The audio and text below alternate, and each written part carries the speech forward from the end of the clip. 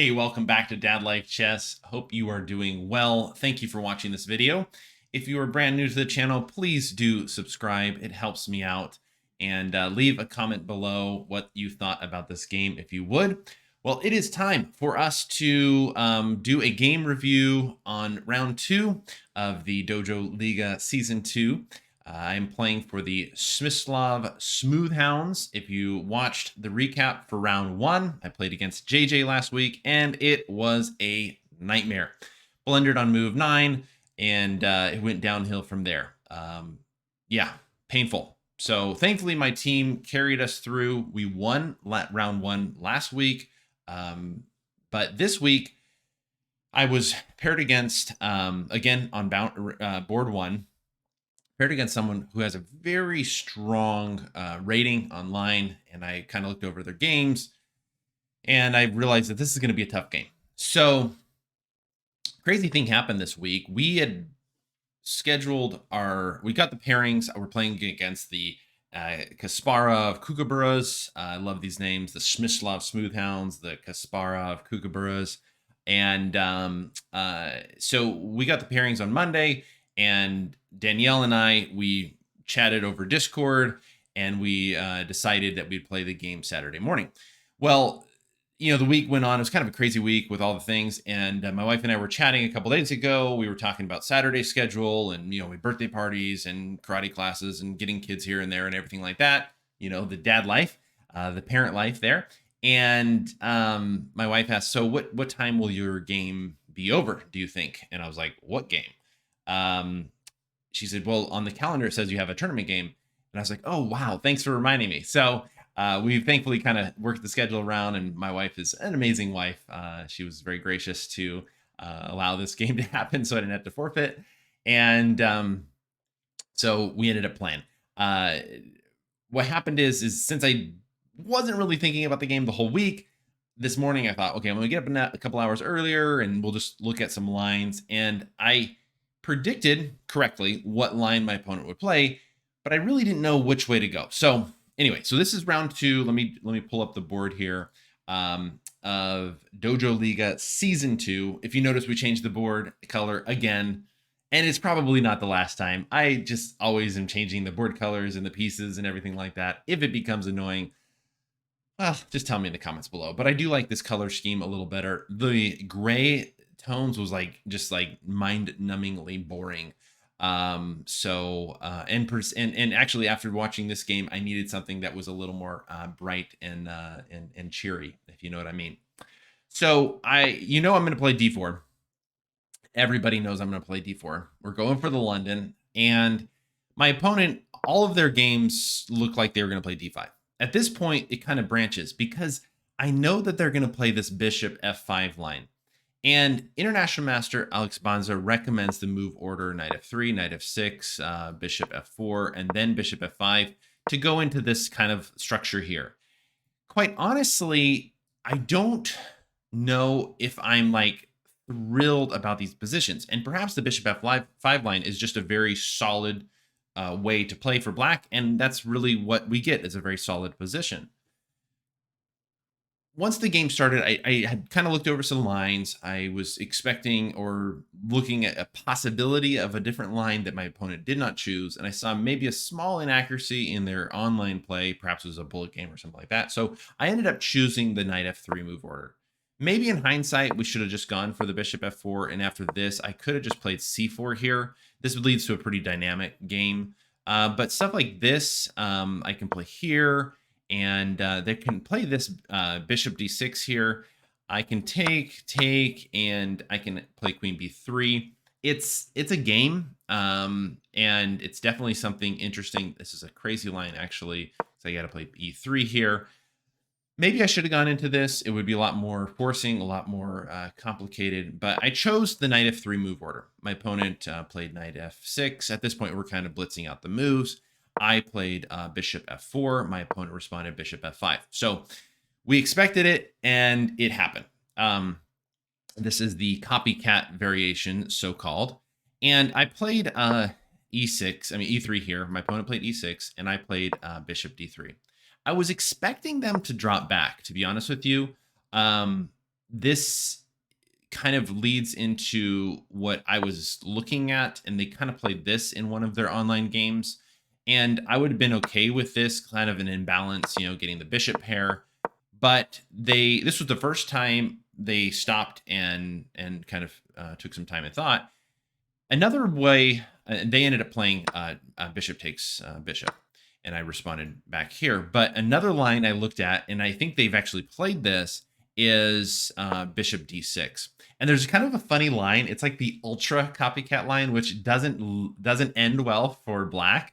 Is you actually take here, and if they take back here, you take here, exclamation point. Let's give that exclamation point there.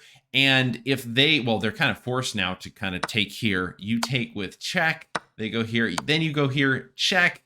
King has to go somewhere. If the king goes back to e8, that's going to just be dangerous because this file here. So they go back here. You take. You're going to be able to castle. The king's stuck here, and white is just basically winning. So you don't want to go to the ultra copycat line. So my opponent's choice to take was actually probably their best decision. A lot of opening books recommend to play queen takes d3, but International Master Alex Banza says that this dynamic kind of pawn structure leads to some possibilities in the future for some dynamic play. Now, again, these are also lines we're looking at and this morning, and I kind of thought, okay, well, my opponent's going to probably play bishop to d6 here. And I would go into the line that I played over the board. If you didn't see that recap video, I will link it in the description. But in a recent over the board game, I ended up playing queen b3, and my opponent kind of fell into a trap. Not really, I guess it is kind of an opening trap, but I credit it to International Master Alex Banza and his chessable course, because you take the pawn here, they're forced to go knight bd7, you take back the bishop, and they think, oh my goodness, your pawn structure is just, destroyed because I'm going to go here, here, and here. But the key move is this, queen a3. Looks like basically we're stopping black from castling, and all of the things are happening. It ended up being an interesting game. Check it out. Like I said, I'll link in the description for that video. But our game did not go that way. They ended up playing after bishop takes here and here. My opponent played knight bd7. Now, this is where I'm officially out of book. I don't know the idea exactly, so I'm thinking on my own at this point. I spent some time looking at this position. If it was a blitz game, my immediate reaction was queen b3, and against queen b3, I'm not really threatening the b7 pawn, but you kind of are putting pressure. But as I looked at this, I was looking at this move, knight h5. Now, the computer has this wild line where you can actually take the pawn, queen takes here, knight takes here, pawn takes, you go bishop d6. But this is not the kind of position I want to play. You got to play g3, and this is kind of an interesting thing. I mean, I don't have this idea I don't have this idea to take here and drop back because the bishop's still here. This is not the kind of position I want to get myself in. I feel like I'm getting a little too greedy. My pawns are forever weak, and you never know what's going to happen in the end game. So I didn't want to allow something like that. Well, I would have probably, if they played knight h5 in this position, I would have probably just dropped back. Maybe they would have taken.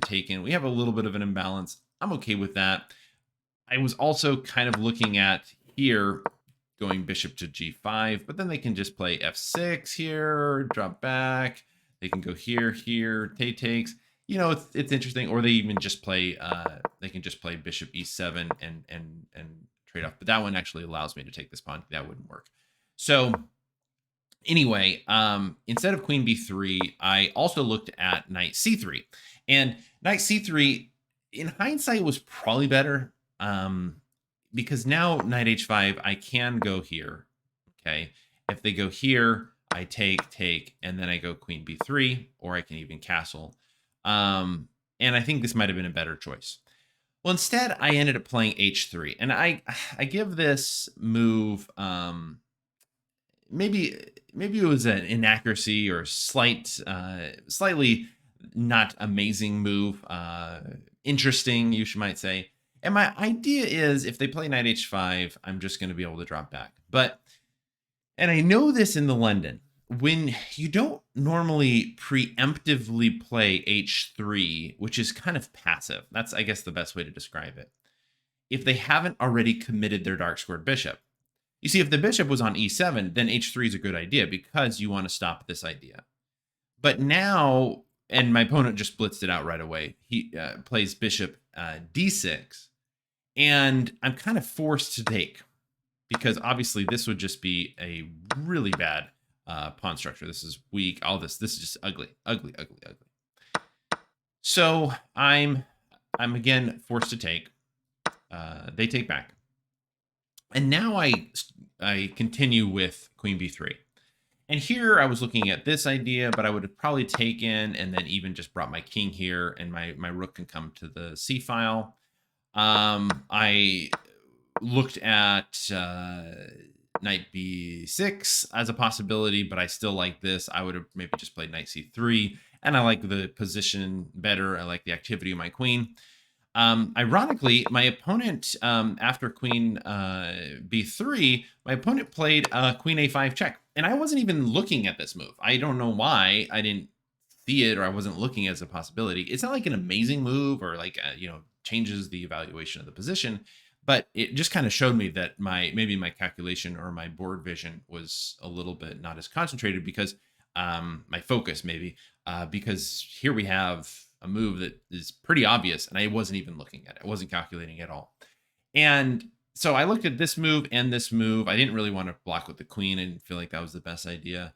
The computer is ironically saying, hey, you can probably even just play king e2 and just lock up in the center. And maybe I should have done that. But I ended up playing knight c3, and my opponent castled, I castle, and my opponent plays rook fc8, obviously getting its rook on the open file. And I thought for a little bit, but I ended up just deciding I would just, kind of copy with that, trying to contest the file as well. I didn't want them to be able to double up and then just own the file, moving these pawns. And my opponent now, whoops, that did not do that. That did not happen. That would have been nice, actually. My opponent did not sack the exchange completely without any compensation. Mouse slip in a recap video. You got to like that. Keeping it real. No, my opponent actually played a6. So going back 2 moves, I actually was looking at, after they go here, I was looking at this. But the problem with this is, I know it's attacking here. My opponent can just simply drop back to b6, guard this pawn, and threaten here. And basically, I'm kind of forced to passively drop my knight back, because if I don't, and let's just say I do something like this, then they can, let's see, they can even just play a6 here, and now they can take here, and this pawn structure is not going to be great for me. This square is weak. So I would be basically kind of forced to drop my knight back. Oops, sorry, right here, knight drop back. Then they go here, takes and takes. And again, it's pretty even. There's not a lot here. Computer says black's actually doing a little bit better than white in this position. So I didn't want to do that. So I ended up just playing rook f c1. And now my idea is maybe to do this, but it really kind of falls into the same idea. But my opponent stops that. Doesn't allow me to get into this square. And here I thought for a little while. I decided with the idea that I want to contest the c file. I don't want to allow my opponent to get his rooks doubled or even maybe triple on the c file with the queen. So I ended up playing here, rook c2. Did I play? Oh, no, I'm sorry. I played a3. My idea behind a3, was actually to drop my queen back and to push b4 here. I was looking at just doubling right away. Then my opponent played rook c7. Once my opponent played rook c7, now I was basically forced. So at this point right here, I was looking at this, but I was thinking that they might do something like this. And I guess I could go here. It's not, none of this is like amazing. It's basically just even. But instead, I played a3. My idea was to possibly drop back, kick the queen out if I could. But they played rook c7. So then I decided to just double up, and we both doubled up here. And then they played b5. They're expanding on the queen side. So, here I am. We're move 15. And my opponent's higher rated than I am. They have pretty strong rating on chess.com. I decided, and because our team has a 2-game advantage going into the weekend, the rounds are going to be over tomorrow on Sunday. I don't know when this video will be posted, but basically I thought to myself, I don't want to go crazy. I don't mind a draw. I'm kind of okay with a draw with the tournament situation, and really more of a psychological boost after last week's game, which was just incredibly painful. I don't know if you saw that in the recap video. It was just very painful, and it was actually kind of embarrassing to blunder like that. So I don't know if you've ever been embarrassed by one of your results, but I certainly was. And so I ended up playing knight a2 here, and we're basically just going to be trading off a lot of material. My opponent plays queen b6. I end up taking, takes, and my idea is to bring the queen here, and they take, I take, and I offer to draw. My opponent thought for a little while, and ultimately they accepted the draw. Now, in light of the tournament situation, being up 2 games, going into the weekend, only having a couple days left to play all the rest of the games, we have a 2-game lead. I thought to myself, I'm okay with a draw because of the team situation, and I wanted to not disappoint my team again after last week's absolute debacle. So my opponent was kind, messaged a little bit, and they didn't seem like they wanted to analyze it very much because there wasn't a whole lot here. I ended up throwing this game into the chess.com analysis, and it came out that both of us scored a 98% accuracy, 98.3, 98.3.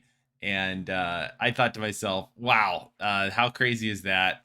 And, with all the chess drama going around, you never know, perhaps 98.98. No, I think the game speaks for itself. Wow, going too crazy now. We're getting crazy. No, I think the game was pretty much equal right out of the opening. None of the moves were amazing. There were some ideas and some thoughts, but I was okay with the draw. I'm satisfied with the result. And if my opponent wasn't going to accept the draw, I was just going to basically activate my king, try to get in here, maybe try to attack these pawns. But I didn't really see anything, so that's why I offered the draw. We made it to move 20. I didn't blunder by move 9, so that is a success. But hey, thanks for watching. If you have not already done so, please do subscribe and leave a comment. Tell me what you think about this. Tell me if this game is suspicious with this kind of accuracy, and perhaps the chess drama lives on. No, I am against all forms of cheating online over the board. Hopefully that stops with everybody. But hey, thanks for watching, and we will catch you next time at DojoLiga Chess. Thanks so much. Bye.